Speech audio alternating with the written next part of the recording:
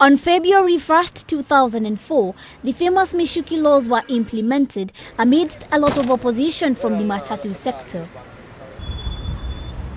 The rules demanded that all vehicles be fitted with safety belts, but reluctance in implementation of this traffic regulation was characterized by passengers failing to buckle up, oblivious of the risk they faced in case of an accident. Majority of road accidents have been attributed to overspeeding. But if the traffic rules were fully enforced, cases of overspeeding by public service vehicles could be very few and far between, since the rules advocate for vehicles to be fitted with speed governors so that the maximum speed limit is 80 kilometers per hour. Besides failing to comply, majority of these speed governors fitted in PSVs were tampered with. Sisi hatujaguza nini mambo ya governor. Governor ziko. Watu ndio wanapuuza mambo ya kufunga city belts. Abiria. These inhumane acts have been accelerated by rogue traffic police officers who extort money from motorists at the expense of innocent passengers' lives. The departure transfer of the late John Njoroge Mishuki from the transport docket dealt an unmatched blow to the traffic rules. His predecessor, Chirao Makwere, did little, if nothing, to further the momentum of sanity that was slowly creeping into the public transport.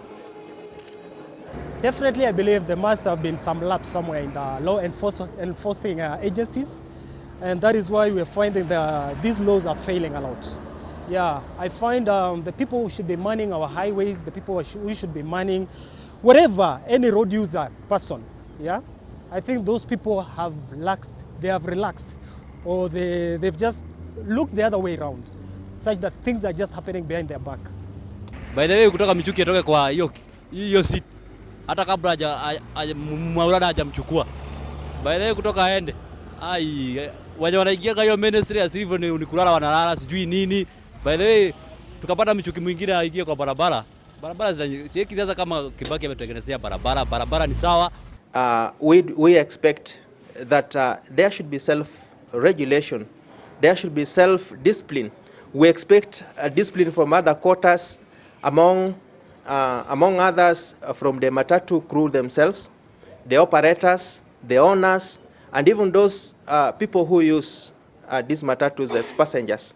Because if we have that kind of discipline overboard, then it will become very easy for the police to operate, and even it will become very easy for them to enforce those laws and regulations which they are required to do.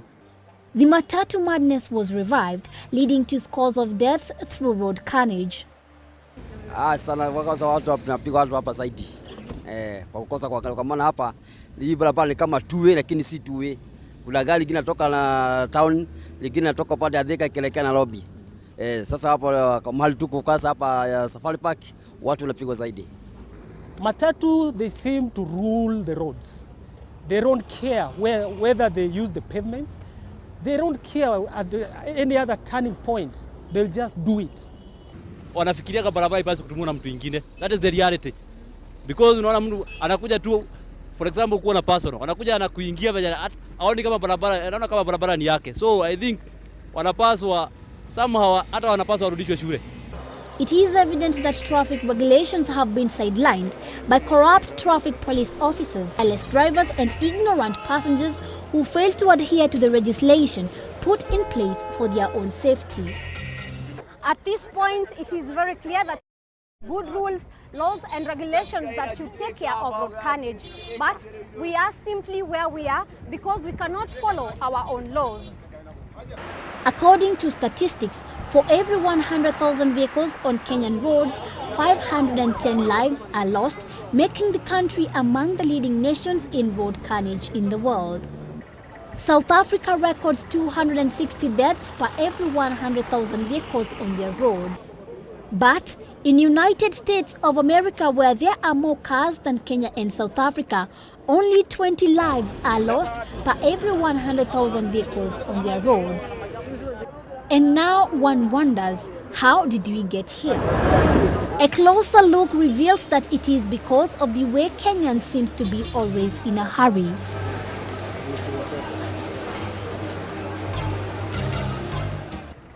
Along Thika Road Superhighway on our way to Nairobi, we come across a fresh accident after a matatu hit a big stone block. No one suffers major injuries, but the driver of this matatu is said to have been speeding.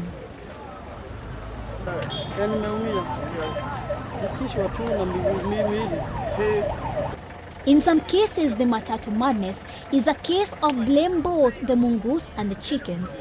Even though the operators are wrong, the passengers too are at fault. Pia hata sisi tuko na problem nyingine kubwa sana kama raia. Unapata gari imejaa unataka kujisukumia, sijui haraka ni ya kwenda wapi, na ukiharakisha uende ukakufe. Utasema nini? Also unaangalia barabara, venye unafuka barabara, si kama barabara, yani hata unataka kuangalia gari iko wapi. Unataka unakuja tu unapita marathon na ukiwagwa alafu ukufe. Faida iko wapi? The simple things that we do really cost us. Like, you know, sometimes you're told to, you're in the seats are already taken, they are all full, but you're told to get in and you still do it. Why? Kusema ni ku overload, unafuata wewe mwenyewe. Kama gari imejaa ufai kuingia. Lakini kama umeingia, maybe una haraka, utabebwa. Commuters see matatus driving on pavements as others overlap and overtake at blind corners, but keep quiet about it. And at worst, hail the driver for saving them the hassle of traffic jam. Meet John Munai and Evelyn Misheni, who have started a campaign dubbed the MA-3 Mata Mishuki Sense. Their mission seeks to see the overlooked laws invigorated and fully implemented. I think there would be considerable decrease in the loss of lives. Yeah, that's the chief thing, to reduce the losses of life.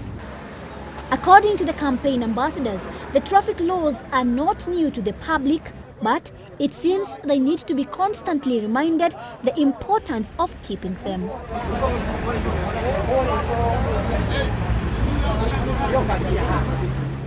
At this juncture, it is very clear that your idea is so good. Yeah. But I'm just wondering, how are you going to make sure that you reach to other cities? Because it's not only Nairobi that has a lot of matatu madness. Of course, yeah, this is a worthy cause, yeah, and it needs a lot of resources. And at this juncture, I think we'll appeal to those well-wishers. Of course, the government has to come in to support this idea, of course, and any other interested person out there. That when we enforce these laws, it will be helping not only the people who are using the road, and even the people who are being ferried. That's the most important thing there. And it's not only in Nairobi. We have to go out and every part of Kenya. Yeah. The campaign will see the ambassadors visit bus terminals, churches, community barazas, and other public places to spread the goodness of adhering to traffic rules. In the past 4 months, it is estimated that at least 60 lives have been lost to road carnage on Thika Road alone. But the overall feeling is that if the disregarded Mishuki rules are revived and fully implemented, we would see a reduction of these deaths, if not totally eradicated. Florence Ndongo, GBS.